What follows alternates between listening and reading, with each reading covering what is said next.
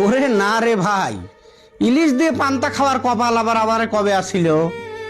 হ্যাঁ, পান্তা আমরা খাইছি অনেক, এখনো খাই, কিন্তু গরম ভাতে পানি ঢেলে দিয়ে মিথ্যে পান্তা আমরা খাই নেই কোনোদিন। পান্তা খায় যারা, তারা আমার মতোই গরিব। পান্তা আমার অনেক আপন, কিন্তু স্বপ্ন লয়। আমারে স্বপ্ন তো সাওয়াল মিয়ে বউ বাপ মার মুহি তুলে দেব 3 বেলা গরম ভাত। সাওয়াল মিয়ে বউ বাপ মার মুহি তুলে দেব 3 বেলা গরম ভাত। আমরা ধান লাগাই, ধান কাটি, কিন্তু সেই ধানের চাইলি যে আমরা খাইবের পারি তা কলেম লয়। যে চাইলটা একটু দামি, সেই চাইলটা আমরা বেচে দেই আটে, আর বাজার থেকে কিনে খাই রেশনের চাল, লাইনে দাঁড়ায় এমএস এর চাল, রিলিফের চাল, কালো চাল আর খিসি পাথর মিশেনে অসাটা চাল। সে চালির ভাত এক বেলা রাইতে 3 বেলা খাওয়ার উপায় তো নাই, উপায় থাকে না। গরিবের বাচ্চা ঘরে তাগারে বাপ মা শিখে সবচেয়ে বড় পাপ হলো ভাত নষ্ট হরা। একদানা ভাতও নষ্ট হরা যাবি লয় বাপ। একটা ভাত নষ্ট করলি সেই ভাত হয়ে যাবি মধু বুল্লা, সেই ভাত হয়ে যাবি ভোমর কালো বুল্লা। মরার পর সেই ভাত বুল্লা হয়ে কামড় দিবি, সেই ভাত বুল্লা হয়ে হুল ফুটবি। কি ভয়ঙ্কর কথা! রাতে যখন গরিবের বউ দেখে বাইসে গেছে কয়েকটা ভাত, অথবা যখন চিনতে হরে এই মাটির চুলোয় বারবার রাইদে জালের কাঠখড়ি ফুরাইনের চাইতে বাইসে যাওয়া ভাতে কয়েকটা পানি মেরে দেওয়াই ভালো। এবাহরি জন্ম হয় আমারে পান্তার, এবাহরি জন্ম হয় আমারে পান্তা ভাতের। গরম ভাতে পানি মারিয়ে দিয়ে সেই পানি আবার বাইরে ফেলা দিয়ে ভিজা ভিজা ভাত পাতে বাড়িয়ে ইলিশ মাছের ডিমওয়ালা বড় বড় পেটি আমরা কবে খাইছি? বাপ দাদাক দেখিছি বাঁশের সঙ্গে ভরে মাঝে মধ্যে পান্তা ভাতের পানি খাওয়া দিত লাঙল টানা গরুক আর ধান ঘাস শস্য টানা মশির গাড়ির মশিক। সেই পান্তার পানি খায় বলে সেই গরু সেই মোষ গায়ে পাইত মেলা গাদি শক্তি।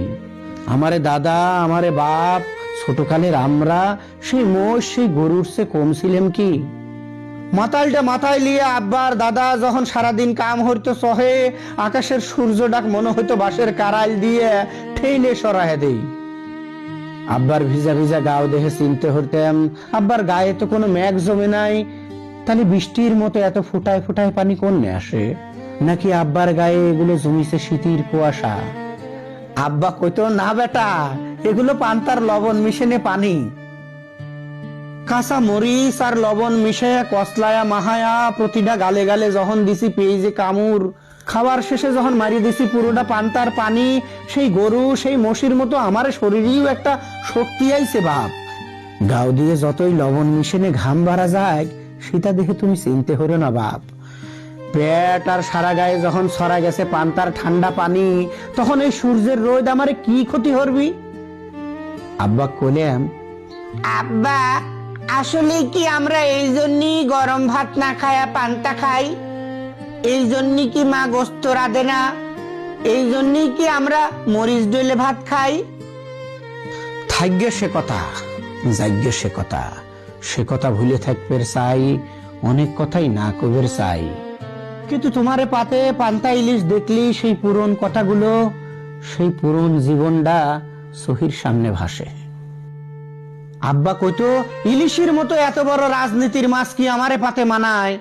ইলিশের মতো এত বড় কূটনীতির মাছ কি আমারে পাতে মানায় বাপ? যেদিন থেকে গরিবের পাতে ইলিশ ওঠে না, সেদিন থেকেই মনে হয় আল্লাহ তুলে লিছে ইলিশের স্বাদ, ইলিশের ঘিরান।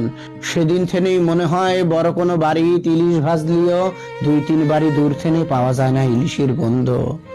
ইলিশের মতো তার গন্ধও এখন এত দামি যে সেই গন্ধও এখন ফিরি ফিরি পৌঁছায় না গরিবের নাহে।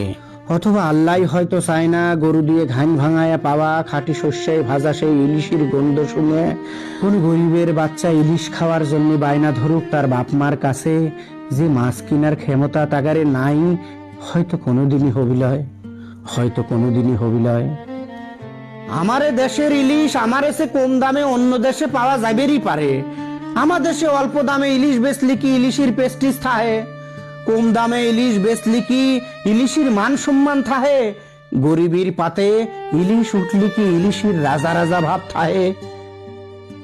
এখন দেখি ঠিকই তো, আব্বা তো ঠিকই কইছিল, ইলিশের মতো এত বড় একটা রাজনৈতিক মাছ কি আমারে পাতে মানায়? ইলিশের মতো এত বড় দামি, এত রাজকীয়, এত কূটনৈতিক মাছ কি আমারে পাতে মানায়?